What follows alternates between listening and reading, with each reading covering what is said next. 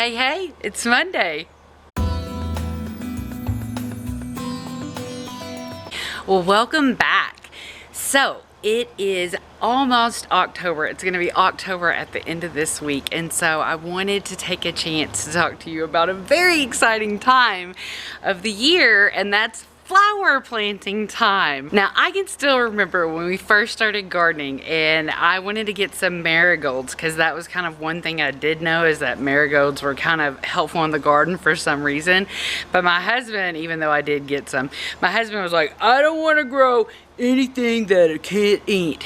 And that's a really nice idea in theory, but it didn't take us long to learn that the way to really be successful in growing anything is to have a lot of bees on your side. And the key to having bees is flowers. Now, unfortunately, kind of like the saga of the strawberry, most places don't really sell flowers at the time that flowers should really be going on. So right now is the perfect time to be tossing out flower seeds. That way, over the course of the fall and the winter, those little flowers will develop and they'll be opening up with their beautiful blossoms just about the time everything in your garden is ready to have the bees come in and pollinate it as well. So it's kind of like setting up an invitation well in advance of the party.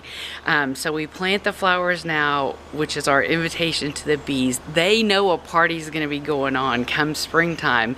So it's a symbiotic relationship that really works out when it comes to getting the best out of your garden. So let's check out all the awesome flowers that you can plant in October.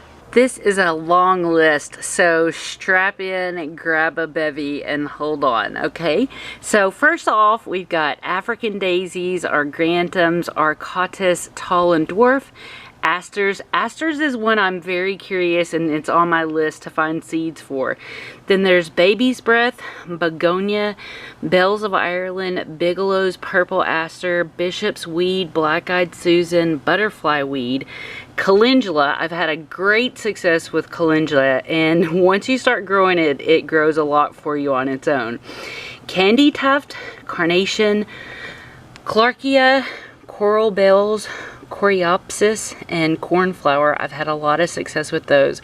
I sent out a bunch of those in a seed swap that I'm participating in. Then we've got Delphinium, Desert Marigold, Desert Milkweed, Desert Zinnia, Dianthus, English Daisy, Evening Primrose, Flax, Flowering Tobacco, Foxglove, Gaillardia, Gazania, Geranium, Globe Mallow, Gloriosa Daisy, Hollyhock, Indian Paintbrush, Johnny Jump Up, and Jupiter's Beard. Then we've got Larkspur, Linaria, Lobelia, Lupine, Marigold, Mexican Hat, Mignonette, Nasturtia, Nemesis, Nurembergia, Ornamental Cabbage, Ornamental Kale, Painted Daisies, Pansies, Pestamons, Petunia, Phlox, Pincushion Flower, Poppies. I've got those on my list to try this year too. I got some seeds in a seed exchange. So you can plant the California, Icelandic, and Shirley. And you want to be sure and make sure those are covered until they sprout up, because birds will eat them and then you'll think that they didn't come up. That's a tip I've got from a friend that grows a lot of poppies. So purple cornflower or coneflower, primrose, and then ranunculus, which is one I really want to try. Salpiculosis, Salvia, Chrysanthus, Shasta Daisy, Shungiku Chysanthemum, Snapdragon, Spider Flower, Star Clusters, Status, Stock, Strawflower, Sweet Alyssum, Sweet Peas, Sweet Sultan, Verbena, Violet, and Yarrow. For quick reference, I just wanted to share this little bouquet that I made last year.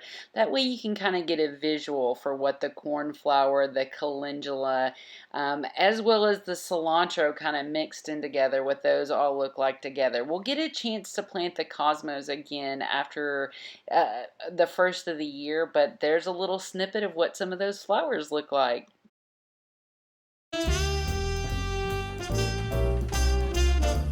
Okay, now bear in mind, all this needs to be fertilized. Terribly, terribly bad does it need to be fertilized. But otherwise, it's pretty happy. But I know that if it was fertilized, it would be really kicking off. Here's our weirdly shaped Armenian, and there's one down there. Lots of flowers and lots of bee action. I have a feeling we're gonna have stuff just coming and going all over the deck over here, and I think that's pretty cool. So this is how the deck trellis is looking. The pineapple is still doing great. This basil keeps wanting to go to flower, and I've propagated it, so I've got some more of that I need to redo. And there's a butternut squash on there, and all this is probably like Armenians. About ready to start take some more clippings of these Swiss chard. Real good to stick in a smoothie, especially if you're not fond of the flavor, but there's so much good vitamins in Swiss chard. This bale is looking so cute. These little pop choys are darling. And I'm gonna come across here and be like the deer and start munching on some of these mustard greens. Those over there are really ready. And this cucumber is looking pretty, and this pretty thing is just going all across there. There's a little female right there. It hasn't opened up yet, but that's a female. Over here, these two zucchinis are just exploding. Their flowers haven't come out yet, but cucumbers, nothing that we planted here is coming up. Maybe that's finally some kale coming up, but I don't think these things belong in here. They don't look like anything I've planted. These beans I just planted a little bit ago, and the bees have been crazy for the tomatillas, so I'm gonna have to see here in another week or two if we can get some tomatillas. Get my baby Brussels sprout looking so awesome. Almost like as tall as my hand now. So that one's from seed. I need to get more going. I'm a little behind now. And here are some of my onions. Now I'm embarrassed to say I'm behind on fertilizing, so this tray hasn't gotten fertilized and neither has this one, but they need to be planted. The tomatoes are looking so. I think I need to quit watering them so much. That one needs a cage. And look at this pepper here, just bushed out, going crazy with flowers. Here's a view of my sweet potato bed, which just kind of goes everywhere. And I don't think I got any lettuces coming up in between them like I wanted to, but there's my happy little sweet potato bed. This melon bed has got Armenians in it and watermelons over there, and it needs some fertilizer pretty bad. Lots of the okra is getting another round of flowers, so we're happy about that. Our corn is starting to tassel out, so that means we should start to see some ears come along soon. And this squash over here is flourishing, but like everything else, it needs to be fertilized. But look at that one. That one looks pretty happy. That's a little butternut.